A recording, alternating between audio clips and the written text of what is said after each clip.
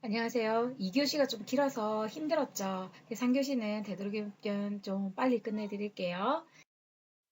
지금부터 그러면 1교시 때 배운 것이 뇌졸중이 어떻게 일어나고 어떤 증상이 나타난다라고 했잖아요. 그럼 지금 하는 것은 임상적으로 어떻게 평가를 할 것인가입니다. 그래서 페이지 65에서 68페이지 보시게 되면 책을 보고 설명을 해드릴 건데, 일단은 환자분들이 딱 오게 되면은 인사를 한 다음에 가장 먼저 하는 것이 평가예요. 그래서 어떤 평가를 하는지 제가 목록을 적어 놓은 겁니다. 자, 첫 번째 보면 평가 방법에 간이정신 상태 검사라고 되어 있어요. 줄여가지고 MMSE라고 하는데요. 이 MMSE는 Mini Mental State Examination의 줄임말이에요. 자, 그래서 이거는 여러분들이 외우는 게 아니라 이 MMSE를 평가하는 종이가 있어요. 종이에 점수를 여러분 매기는 건데 체크를 해서 점수를 매겨요. 그래서 총 30점 만점에 만약에 24점 이상이면은 정상이라는 거고요. 19점 이하면 치매라고 이렇게 판단을 내립니다. 그래서 이거는 MMSE는 보통 물리치료사는 하지는 않고요. 보통 간호사나 아니면 작업치료사들이 많이 평가를 합니다. 자, 두 번째 근긴장도 검사가 있는데요. 당연히 물리치료사가 하는 겁니다. 그리고 이거는 마스라는 건데요. Modified Ashua Scale이라 해서 줄임말입니다. 그래서 변형된 아슈아 스케일이라고 하는데요. 이거는 그레이드 0부터 4까지 나타나 있습니다. 67페이지 보시면 그 측정하는 방법을 해놨고요. 여러분 혹시 이거 측정하실 수 있는지는 모르겠는데 만약에 우리가 대면을 하게 되면은 제가 한 번 더 이거 MAS 측정하는 거를 한번 실질적으로 보여드리도록 하겠습니다. 자, 그레이드 0라는 것은 스파스티시티가 전혀 없다라는 뜻입니다. 그리고 그러니까 원래 스파스티시티가 특징이 뭐예요? 속도에 민감하다라는 거잖아요. 그러니까 속도를 높이게 되면 스파스티시티가 증가하는 겁니다. 증가되는 게 특징이거든요. 그래서 이 마스 측정을 할 때 보통 니나 아니면은 숄더 쪽을 많이 하게 되어 있는데 속도를 주면서 플렉션을 속도를 주가면서 플렉션 익스텐션을 시켰을 때 얼마나 스파스티시티가 증가하는 것을 보고 여러분들이 측정을 하게 되어 있습니다. 그래서 그레이드가 높아질수록 스파스티시티가 심하다는 거고요. 그레이드 1 같은 경우는 그러니까 끝부분에서 살짝 보일 경우. 그 다음에 그레이드 1 플러스 같은 경우는 ROM 한 반 정도에서 스파스티시티가 보이는 경우, 그레이드 2는 처음부터, 그 다음에 4는 아예 움직일 수 없는 상태의 경직을 말하는 겁니다. 스파스티시티를 말하는 겁니다. 자, 그 다음에 세 번째, 감각평가라는 것이 있는데요. 이때 보통 날카로운 것에 찔렸을 때 자극을 줬을 때 반응을 하는지를 보는 겁니다. 이거는 물리치료사가 할 수도 있고 의사가 할 수도 있습니다. 그리고 운동 기능 평가해서 부담스톤 6단계 여러분 들어보셨을 거예요. 그리고 Pure Measure Assessment에서 FMA 또 여러분들이 측정하게 되어 있습니다. 총 100점 만점에 상지는 66점, 하지는 34점이 되겠죠. 그래서 이거를 3점 척도로 구성되어 있어서 여러분들이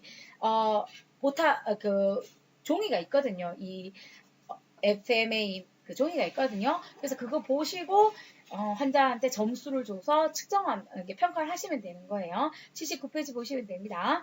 그리고 MAS라 그래가지고 모터 어세스먼트 스케일이라는 게 있어요. 그래서 이것도 총점이 54점으로 되어 있고요. 페이지 82페이지 보시면 그 측정 평가지가 있습니다. 그래서 여러분 인상에 나가셨을 때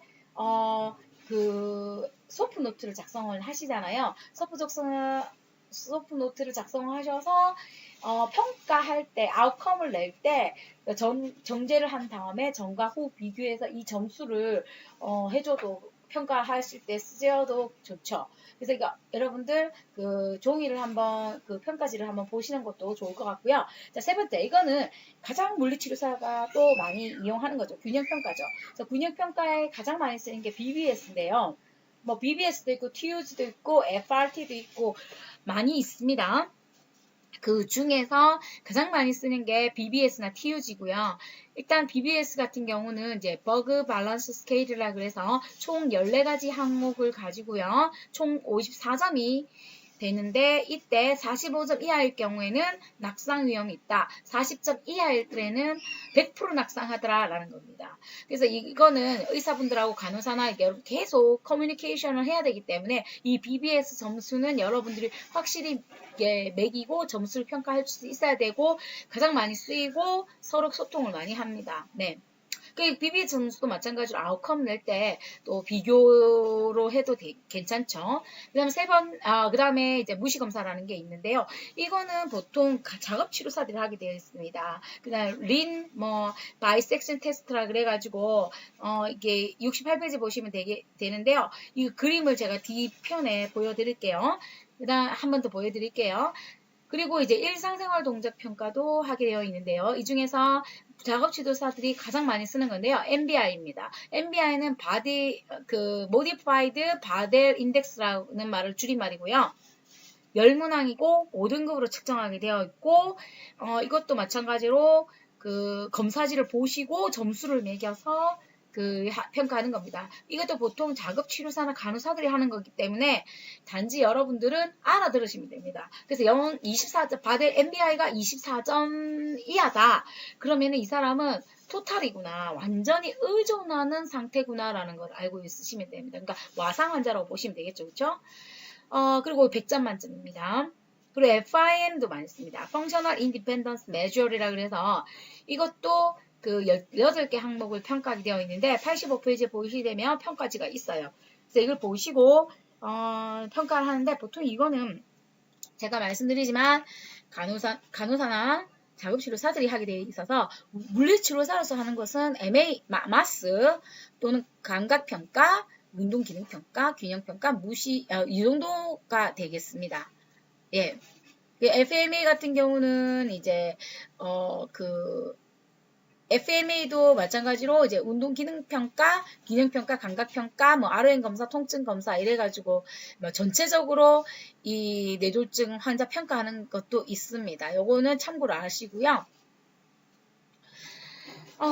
그리고 이제 무시 검사 보여드릴게요. 예, 편측 무시 검사는요, 요런, 6가지 정도가 있어요. 그래서 그림 그리기 모방 과제라든가, 선 2등분 하기 검사라든가, 지우기 검사, 알버트 검사, 이중 동시 자극 검사, 그 다음에 기능적 검사가 있는데요. 자, 선 2등분 검사를 이제 작업치료사들이 가장 많이 쓰고 있고요. 이런 식으로 이제 선이 꺼져 있는데, 가운데 중간에 빨간 점으로 이렇게 표시해보라고 하면은, 이제 만약에 편측 무시가 있게 되면은 보통 이런 식으로, 지금 우리 보는 입장에서 오른쪽으로 치우쳐 있죠. 그쵸? 자, 그리고 이제 알버트 검사라고 있습니다. 라인 크로싱 검사라고 하는데요. 저희 36개의 그림이 있는데, 이런 식으로 선이 난해하게 이렇게 똑바로 되어 있는 게 아니라 막 흩어져 있어요. 그래서 이 선들을 일일이 하나하나 가운데를 짚어보라고 하면 선을 긋게 해요. 이렇게 빨간 색깔로. 그런데 36개 이상을 했을 경우에 이제 최고 점수가 되고요. 만약에 무시가 있을 경우에는 그림에 보시듯이 오른쪽으로 좀 많이 치우쳐 있습니다. 합니다. 68페이지 보시게 되시면 이제 의학적 검사라는 게 있어요.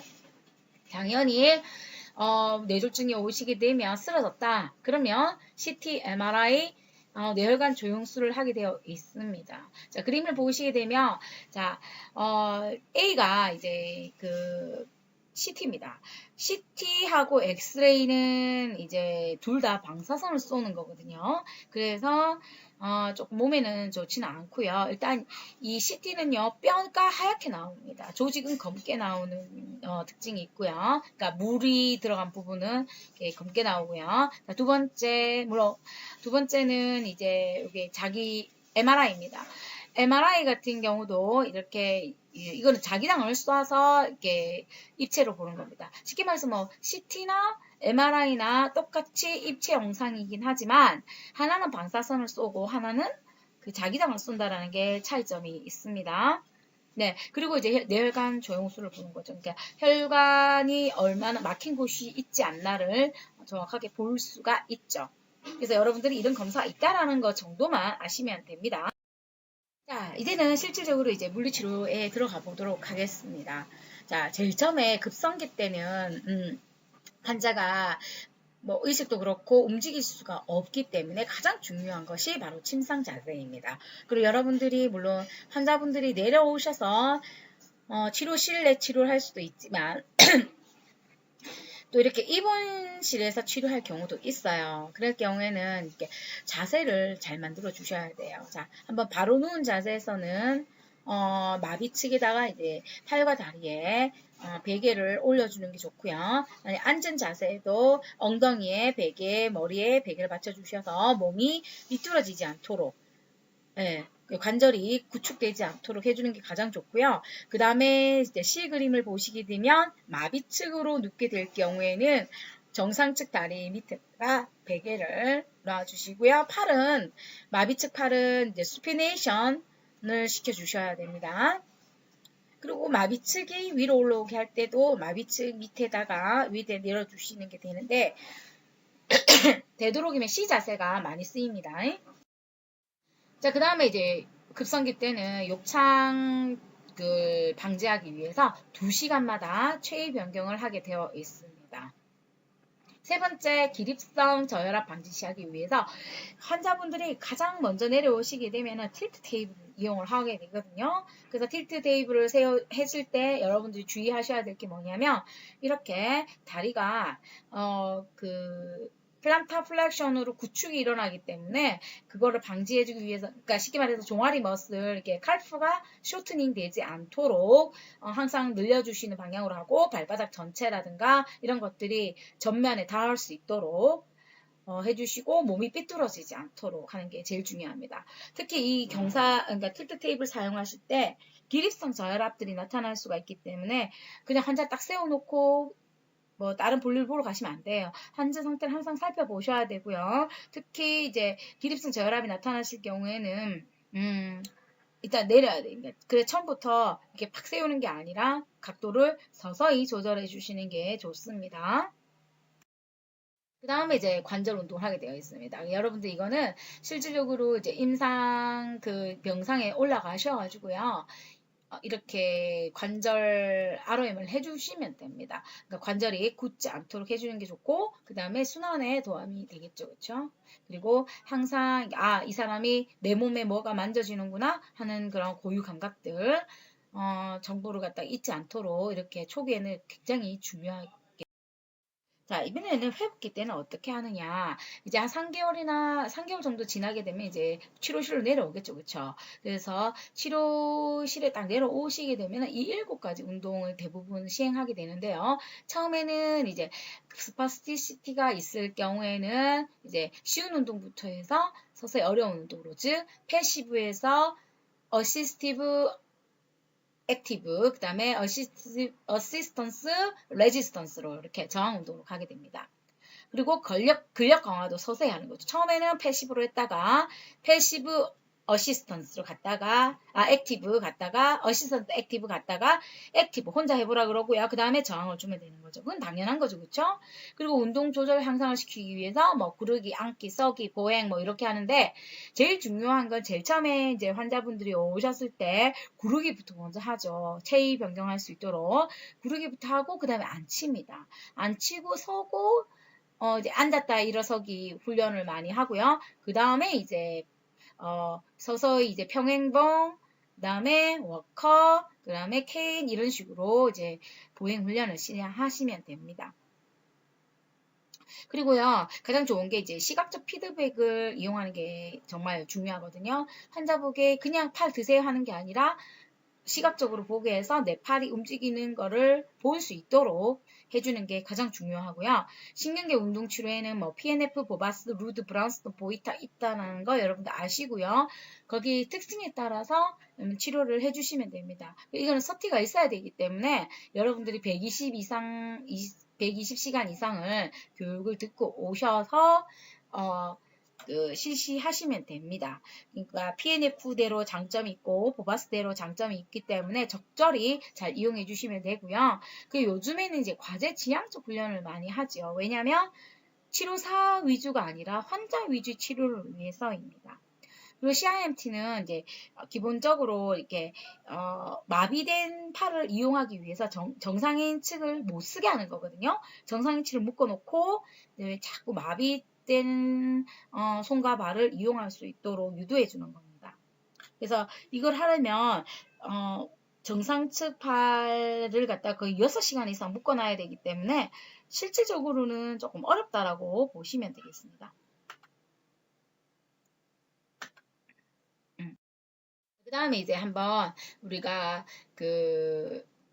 각 NDT 치료의 특징들을 한번 살펴보도록 하겠습니다. PNF 같은 경우는요, 신장과 적절한 저항, 당김, 접근을 쓰는데, 거기서 쓰는 용어가 뭐 RICI, RA, RS, CR, HR, 리플리피케이션이라는 게 있는데, 저는요, 이 PNF에서 가장 많이 썼던 게 어소시에이션, 그러니까 연합 반응을 이도해서 마비 측이 움직일 수 있도록 많이 도와줬거든요. 그러니까 이게 무슨 말이냐면은 제가 진짜 이게 대면이면은 한번 보여드리면 너무 좋은데 정상인 발을 쪽을 저항을 줘서요 굴곡 유도를 하는 거예요. 그러면은 마비 측 다리가 굴곡이 됩니다. 이게 되게 신기합니다. 한번 나중에 이거를 한번 보여줄 수 있는 기회가 되었으면 좋겠고요. 자, 그 다음에 이제 보바스 같은 경우는요, 비정상적인 자세 및 패턴 운동과 자세의 긴장을 더욱 촉진시켜 정상 감각 및 운동 능력을 가르치는 겁니다. 제가 보바스를 했었기 때문에 보바스에 대해서는 제가 여러분한테 자세히 좀 보여드릴 수가 있거든요. 일단은 보바스에서 가장 중요시하게 되는 게 뭐냐면 자세입니다. 자세 정렬입니다. 처음 와서 앉았을 때 그냥 퍽 앉혀놓는 것이 아니라 굉장히 이제 정확한 자세를 주고 이제 정확한 피드백을 할 수 있도록 하는 거죠. 그래서 여기 쓰는 용어들이 보면 키포인트라는 게 있고 그러니까 파스트라셋 치료가 가장 많이 이제 처음에 시도하는 겁니다. 그리고 되도록이면 접촉면을 신체 접촉면을 많이 넓혀서 고유 수용기가 최대한 작동할 수 있도록 해주는 거죠. 그 다음에 루드입니다. 루드는요, 감각 자극입니다. 그래서 뭐 촉진법도 있고 억지법도 있거든요. 그래서 거기에 따라서 뭐 여러분들이 루드법을 이용하셔도 되고요. 그리고 이제 버나암스톤도 여러분들이 뭐 보시면 회복 단계에서 손상 측의 기본적 팔다리 공동운동 패턴, 즉 어소시에이션 패턴에 이제 원시 반사, 뭐 연합 반응 이런 것을 뭐 유도해서 치료를 하는 거거든요. 네, 그리고 보이타 같은 경우는 뇌성마비한테 많이 쓰고요. 여기 빨간 점을 보듯이 이게 빨간 점이 보이죠? 그래서 이런 이제 유발점을 자극해서 아기가 이제 뒤집거나 이제 기게 이제 도와주는 거죠. 자, 여기 버담스톤 치료하는 모습 잠깐 보여드리는데요. 일단 이 버담스톤에서 이용 많이 하는 게 뭐 긴장성 반사 있죠. 이게 예를 들면 목을 반대편으로 돌리게 되면 뭐 팔, 다리 굽힌 방향이 달라지잖아요. 뭐 이런 걸 많이 이용하는 게 이제 몸통 돌리면 머리는 반대로 이렇게 했을 때 긴장성 반사를 유도해서 뭐 뒤집기를 유도한다거나 뭐 이런 식으로 하는 거를 이제 하나 보여드린 겁니다. 자, 그 외에 물리적 인자 치료는 통증 호소 많이 하기 때문에 뭐 표면 열 치료도 할 수가 있고 심부 열 치료도 할 수가 있고 냉 치료도 할 수가 있고 전기 치료도 할 수가 있지요. 특히 FES는 가장 많이 쓰이고요. 어깨 아탈구 방지를 위해서 특히 뭐 스프라스피나투스나 아니면 포스테리어 델토이드를 에드에다가 두고 근수축을 유도해서 아탈구를 방지하는 그런 치료를 하겠습니다.